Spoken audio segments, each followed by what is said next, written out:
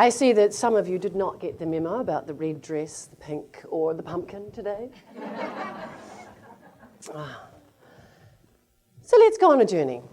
Imagine that you're in Europe and you decide to go and visit a quaint little town called Bruges. This town is rich, full of history, in some cases dating back before the 12th century. There are horse-drawn carts in the square and little cobblestone streets everywhere, fashion boutiques, delicious restaurants, and more Belgian chocolate shops than Starbucks could ever dream of having, coffee shops in one little town. So you get offered a complimentary 2.5-hour tour of the city with your own private tour guide. You end up back at the square at the Cathedral of the Holy Blood. The tour guide says, today the cathedral's closed, but you should really go and check it out tomorrow because it's 2 levels. The first level is built in the 12th century. The above level is built in the 16th century. And for the believers, there's a vial of Christ's blood there that was brought back from the Crusades. So what do? Of course, the next day you go and check out the cathedral. You want to see the vial of Christ's blood. So first you go upstairs to the upper level cathedral, 16th century. It's your typical cathedral with vaulted ceilings and beautiful stained glass windows and pews down the centre. And off to the right, there's a staged area with a woman sitting in the middle of the stage, light emulating from below her. Of course, that's got to be where the vial of Christ's blood is, right? But you have to get in line to see it. So what do? You think, what do you want to say? What do you want to pray? What's the manifestation that you want to come up with or put it out to the universe, however you look at it? You get in line, you wait, it's your turn, you go up onto the stage, you put your money into the bucket of donation, you say your prayer with your hand over the vial, and then you leave. Upon leaving, you decide to go and check out the 12th century cathedral. And it's completely different. Simple stone, wood carvings, nothing ornate about it at all. And while you're in there, you realize that you're 100% alone. There's not a soul in there with you. So what do? You decide to pull up a pew and meditate for 15 minutes or so until somebody comes in. When they come in, you decide to wrap it up and you leave.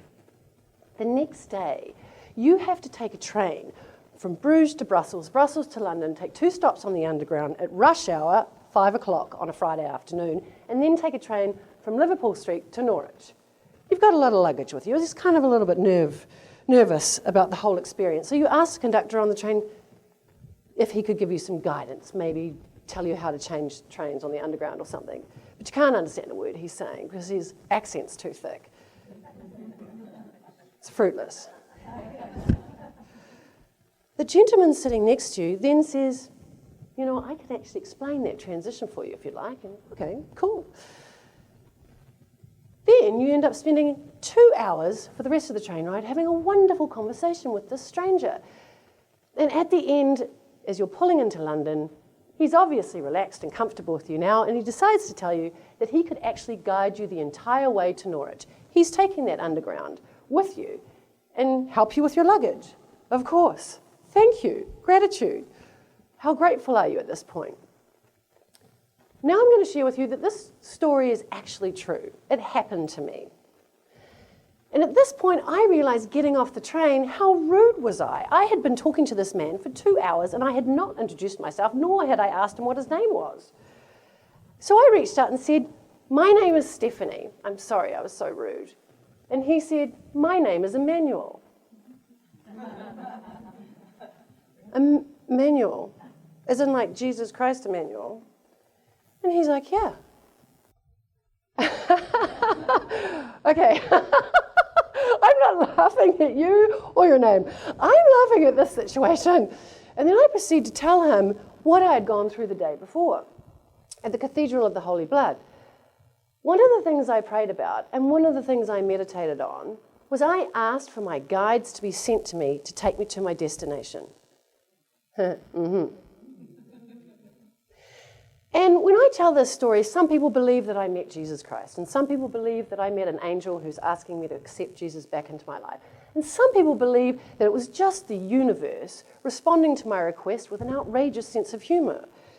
It doesn't really matter what you believe. The statistical odds of that man sitting next to me on the train that day, going to exactly the same place as me, being willing to guide me to my destination, and his name being Emmanuel, that's like crazy rare. So I believe that we all have the power of manifestation. And I believe that if you really, truly sit calmly, clearly, surely ask for what you want, your request will manifest. Thank you.